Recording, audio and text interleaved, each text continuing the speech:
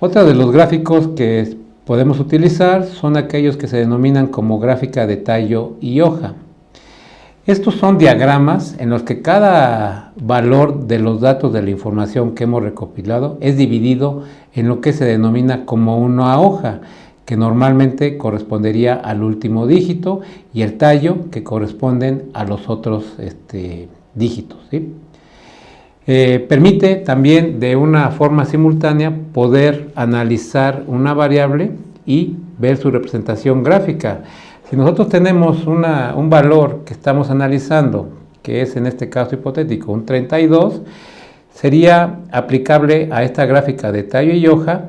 dividir en 3 lo que sería el tallo. Aquí tenemos los tallos, aquí sería el 3, el tallo, y la hoja se correspondería al 2, al número 2, la unidad, y al 3, en este caso la decena, ¿no? Los valores de tallo, como se menciona aquí en la diapositiva, nos permiten escribirlos hacia abajo, y los valores de la hoja van hacia la derecha, ¿sí? Es decir, van de manera ascendente los tallos, y las hojas también van hacia el lado derecho conforme se van presentando en cada una de las variables, ¿sí? El tallo en lo general lo utilizamos para agrupar algún tipo de puntaje, y cada hoja indica ese puntaje individual dentro de cada grupo. Quizás sea más comprensible en esta otra parte si nosotros estamos analizando el peso de los estudiantes en una clase, ¿sí? Y vemos aquí la cantidad de estudiantes, los estudiantes que están participando y su peso en libras, ¿sí? Cuando lo aplicamos estos datos de estas variables en una gráfica de tallo y hoja, vemos que el tallo va a estar conformado prácticamente por las decenas de libras, ¿sí? Lo agrupamos de mayor a menor. Tenemos estudiantes que pesan desde 39 hasta 52 libras, que es el más pesado. Tenemos entonces que nuestra gráfica de tallo hoja correspondería a que tenemos un estudiante. Aquí identificamos que hay un estudiante que tiene las 39 libras, donde el tallo corresponde a las decenas de libras, y la hoja, el número 9, a las unidades, o sea, son 39 libras. Vemos que aquí hay más estudiantes, la mayoría tienen 40 libras, y aquí vemos cómo están. Hay uno que tiene 41, otro 43, otro 45 y otro 48, y hay otro estudiante que tiene 52, es decir, el tallo son las decenas de libras y sus unidades. Y de esta forma vemos gráficamente, de manera muy general, también cómo está conformado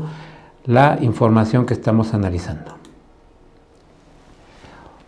Existen otros gráficos que son denominados como pictogramas, y estos gráficos son una representación mediante imágenes de algún objeto que queremos plasmar en esta representación. Por ejemplo, tenemos en estos diagramas de la diapositiva la representación gráfica de millones de habitantes de un determinado país o región, ¿sí? Y vemos de manera gráfica cómo se ha incrementado de los años 30 a los años 90, donde cada uno de estos símbolos de personas, ¿sí?, representarían quizás 1 millón de habitantes, y vemos cómo va evolucionando este crecimiento, ¿sí?, hacia 1990, y se representa de una manera como un pictograma, ¿sí?, de una manera esquemática del objeto que estamos analizando, o mediante la presentación gráfica. Quizás aquí vemos una producción de alguna fruta, alguna verdura, etcétera, que pudiera ser cómo se va produciendo a lo largo del año, o cómo se va exportando a lo largo del año, etcétera, ¿no? E incluso podemos también identificar posibles fallas a lo largo del año para determinados productos, u otras formas que también pueden ser aplicables para este pictograma. Otro, y es uno de los más importantes, creo yo, son las tablas de frecuencia, que está conformada por diferentes categorías o valores que utiliza una variable, y especialmente cómo se comportan sus frecuencias correspondientes, donde tenemos la clasificación. Si ustedes recuerdan, para poder establecer ciertos parámetros estadísticos, pues es importante conocer algunos valores que son utilizadas en estos cuadros o variables que van a ser utilizadas para la estimación estadística de otros y especialmente para la interpretación de cómo está conformada la información de manera inicial que estamos interpretando y analizando.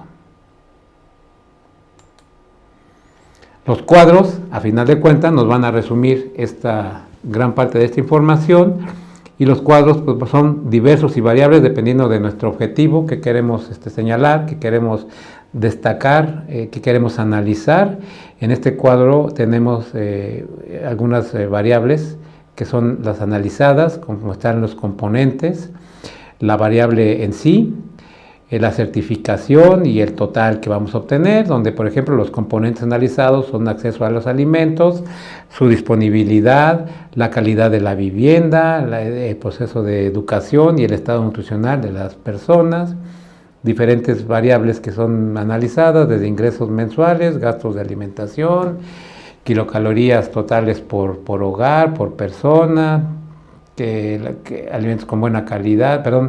calidad de la vivienda, cuando es adecuada, el tipo de personas, con el acceso a los estudios, a la educación, así como al estado nutricional y sus valores, ¿sí? Entonces los cuadros nos van a resumir toda esta información que teníamos por separado y en grandes cantidades, y nos dan un resumen de toda la información de acuerdo a las variables que son de interés de nosotros para su interpretación. Generalmente toda esta información que sacamos en gráficas, en mapas, en la mayoría de los casos los podemos plasmar en una representación gráfica y métrica en un territorio, es decir, mediante mapas, que es lo que corresponde, y que generalmente los mapas pues, son superficies bidimensionales, generalmente de tipo plano, en la cual podemos ser también una aplicación de manera esférica o incluso tridimensional para algunas gráficas que se pueden aplicar, aunque para el mapa pues es también, dependiendo del equipo que tengamos, hacer un mapa tridimensional donde podamos ver diferentes variables importantes desde el punto de vista epidemiológico y estadístico.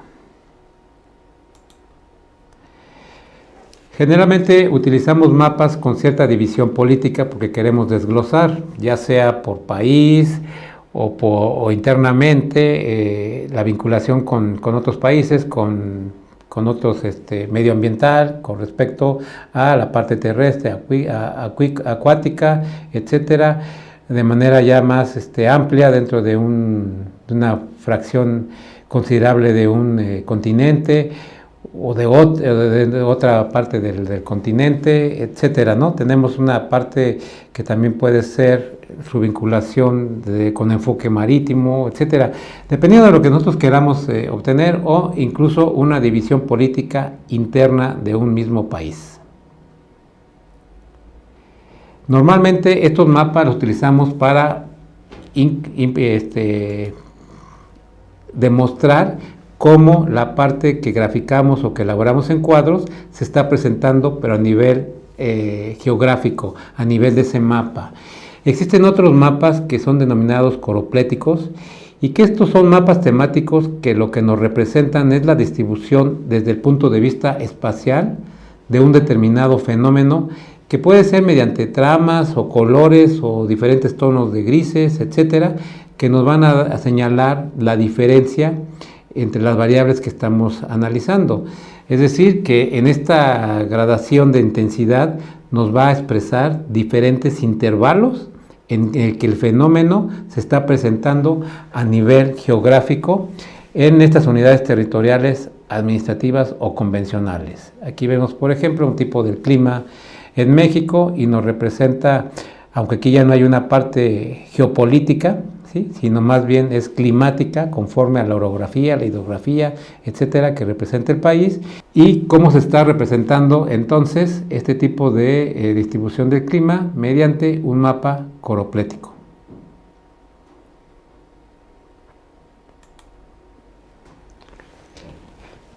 Y esta parte que es por realmente su uso, ¿sí?, ¿para qué nos van a servir los mapas? ¿Sí? El mapa nos va a permitir identificar de manera geográfica cómo se está presentando el evento epidemiológico, el evento sanitario, el evento estadístico que estemos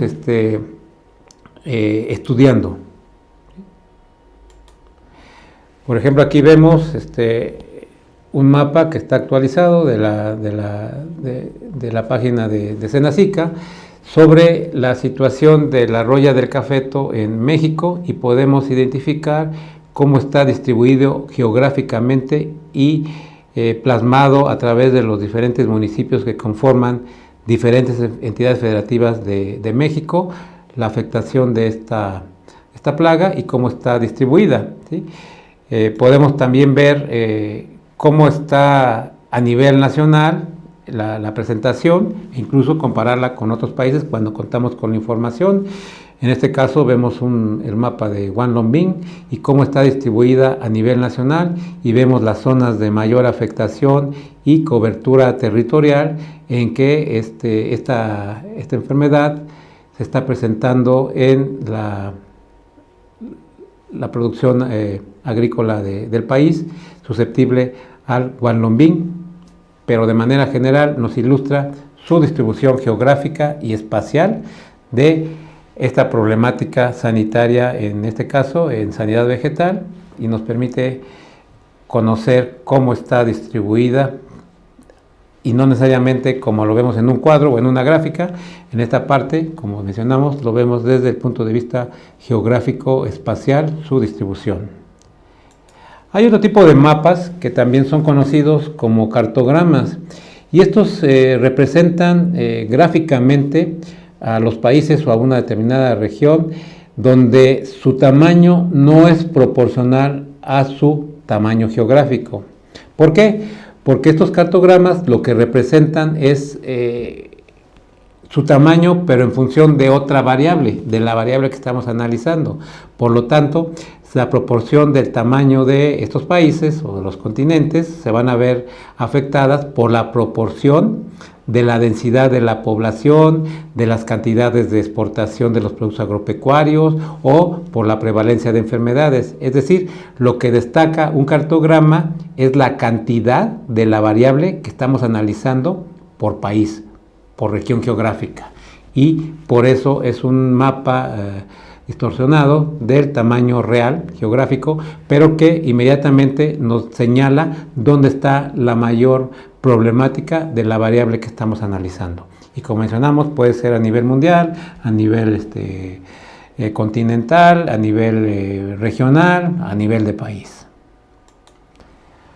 Otros mapas, y los que generalmente utilizamos para los estudios epidemiológicos, para los radares de riesgo, son los mapas satelitales, ¿sí? Y digo que comúnmente utilizamos porque hoy, con la tecnología que existe a nivel mundial, pues nos permiten poder llevar a cabo este tipo de mapeo satelital de las variables que nosotros queramos. De esta forma, estos mapeos satelitales los podemos aterrizar actualmente hasta donde queramos, es decir, identificar todas las variables que están vinculadas con ese peligro o con ese riesgo potencial identificado de manera satelital en una determinada región o país, o incluso a nivel mundial. Pero también podemos utilizar los mapas de puntos, donde en los mapas de puntos lo que vamos a señalar son aquellas unidades epidemiológicas o unidades de muestreo, en el caso de inocuidad alimentaria, que son susceptibles a su análisis, como pueden ser algunas plantas procesadoras, pueden ser hospitales, pueden ser granjas de animales, pueden ser huertos vegetales, pueden ser rastros o mataderos. Es decir, dependiendo de nuestra información y de la importancia o del objetivo que persigamos, podemos llegar hasta mapas de puntos, donde podemos gráficamente plasmar la ubicación geográfica a nivel de un mapa real, y poder establecer otras variables como distancias, etcétera, aglutinación de estas unidades. Es decir, dependiendo del objetivo que persigamos, podemos alcanzar otros factores de importancia epidemiológica y estadística que nos van a dar un valor sustancial en nuestro análisis de riesgo final. Con esto concluimos esta segunda parte de la estadística básica para continuar posteriormente con lo que corresponde a las medidas de dispersión. Muchas gracias por su atención.